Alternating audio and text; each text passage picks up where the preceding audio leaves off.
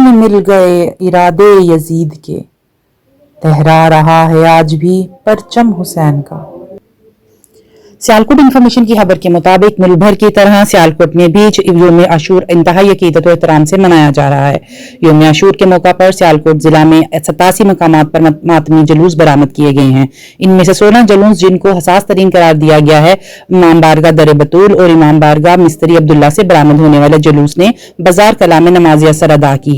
इसके बाद अजादारान हुसैन ने शहादत इमाम हुसैन को पुरसा देने के लिए जंजीर जनी, कम्मा जनी और सीना को भी किया, जबकि इमाम हुसैन की सवारी से मंसूब शबी जुलजना हावरे अलम भी बरामद किए गए हैं। इसके साथ अगर सिक्योरिटी की बात की जाए तो सिक्योरिटी के फुल प्रूफ इंतजाम किए गए हैं। और इसके साथ साथ आपको बताते चलें कि जिले पुलिस, दीगर इदारे, elite force, traffic police, civil defence, बीमा डिस्पोजल के अलावा लेडीज पुलिस जो है, इनके 3000 से ज्यादा एहलकार सिक्योरिटी के फराइज सर अंजाम दे रहे हैं।